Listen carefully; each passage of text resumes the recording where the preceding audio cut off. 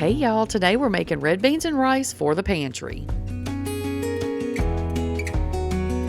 Okay, so for today's video, I am going to use some canned beans, but you can absolutely get dry beans, make your own with whatever recipe that you like, and make these that way. The only thing I will tell you is make sure that you do not cook them with any oil or butter or any kind of fat in there, because that's the stuff that goes rancid when you're trying to store stuff. So leave that out, but you can cook these whichever way you want. Again, for the purposes of this video and to just show y'all how to dehydrate canned beans and what they do when they dehydrate, I wanted to use the canned ones. So I'm using red beans. You can use kidney beans, whatever kind of beans you want. And you're going to want to drain your beans and then rinse them really good. Just get all that, extra stuff off of them. And I was able to fit 4 cans of beans. I bought 4 cans of beans. I was able to fit all of them in the dehydrator. 1 can of beans per dehydrator tray for me. If you have a bigger dehydrator, obviously yours will hold more. If you have a smaller one, it may not hold this much. Make however many, you want to make. They dehydrate fairly quickly. I did let mine go overnight because I just always do that. I always want to just make extra sure everything is dry. But they were probably dry in about 8 hours. But again, that's going to depend on your machine, your environment, and all that kind of stuff.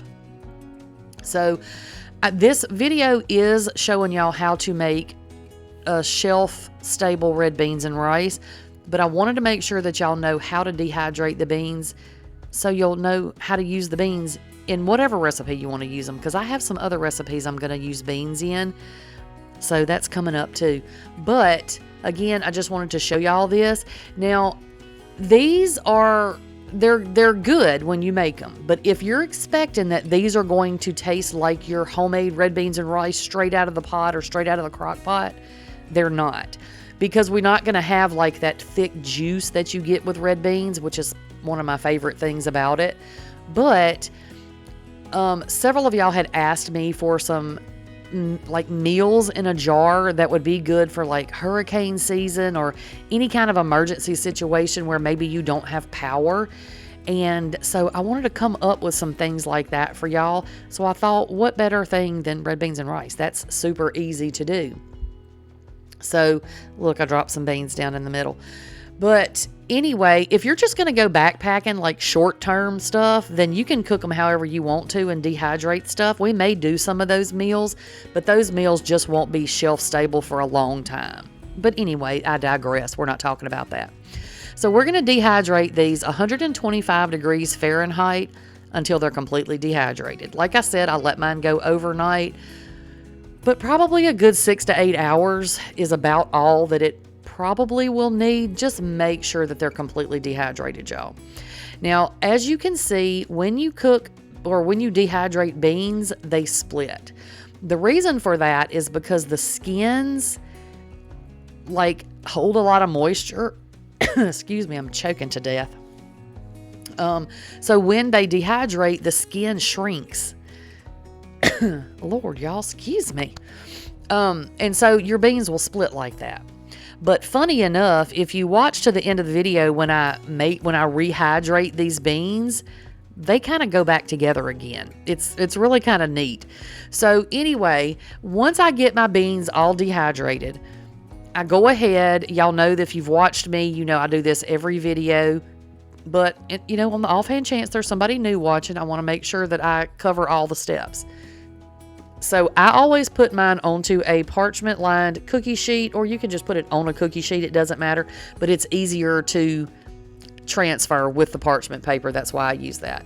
And I put it on there to let it cool down completely. You don't want to put anything warm into a jar to seal it. because the wet environment is what bacteria likes to grow in, and we don't want that. We want this to be shelf stable and good whenever we need it. So I just put it out here. I'm just kind of straightening them out. I mean, they're not super hot anyway because it's a dehydrator and it's a low temp. But just to be on the safe side, I let mine cool down. It only takes maybe 30, 45 minutes. It doesn't take that long because they're not super hot anyway. But anyway, that's how I do mine. So now I'm ready to stick these into a jar, and you can store these however you want to store them. But of course, if you can put them into a jar and then like vacuum seal them, they're going to last longer. I'm not going to vacuum seal these because I'm going to use them in a minute to make the red beans and rice. But once I do that, then they will be sealed on my shelf until I'm ready to use them again. Because I always try to seal mine. I don't always show y'all that, but I do try to seal the majority of my stuff up because I may not use it for a while, and I don't want to forget that I didn't seal it up. Does that make sense? So, do however you want to do in your house. I have a lot of jars on my shelf, and I don't want things to get pushed to the back and then be an issue, So my 4 cans of beans made 4 cups of dehydrated beans. They don't shrink a whole lot. They just kind of bust. So anyway, now I'm going to put together our red beans and rice. So I'm going to put the seasonings down in the bottom. Now the seasonings I am using are the seasonings that I use for my red beans and rice. If you have another recipe that you like, then you can adjust down these seasonings for whatever taste, whatever your taste is. But I'm going to give you mine, and I will have the printable links down in the description box for the bean dehydration and for the recipe for the beans and rice.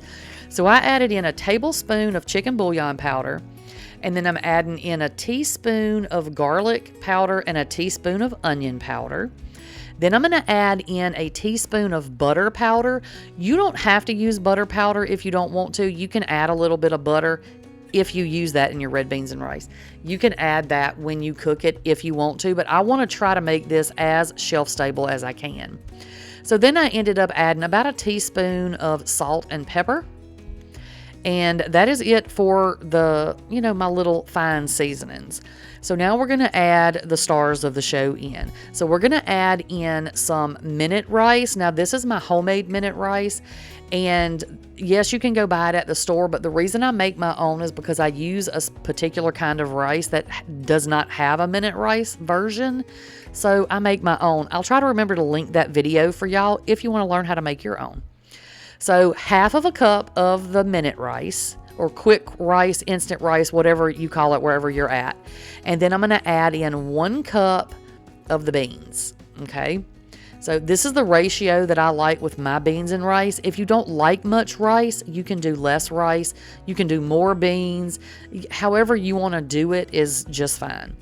So these are some bell peppers and onions that I dehydrated, and I'm just going to add probably about 3 teaspoons. I mean, they're kind of heaping teaspoons of those into mine. If you don't have dehydrated vegetables like that, the onions and peppers, then you can add about a teaspoon of minced onion flakes, like the store-bought ones. And then I'm going to add in a couple of jalapenos, and I dehydrated these, I don't know, a little while back. And that's all I'm going to add to my jar. That's what I put in my red beans and rice. I mean, minus the sausage, of course, and I'm not brave enough to dehydrate meat because it just doesn't last as long. We may do some of that coming up, so stay tuned. But for this, we're not putting any sausage in.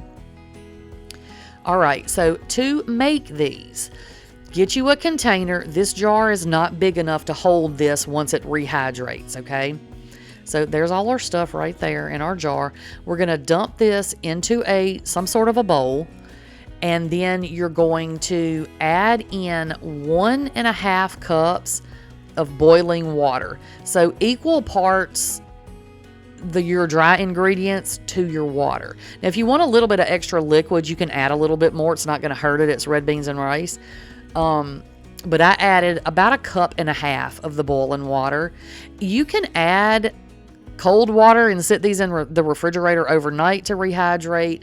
you can add warm water and it'll still rehydrate. It'll just take a lot longer.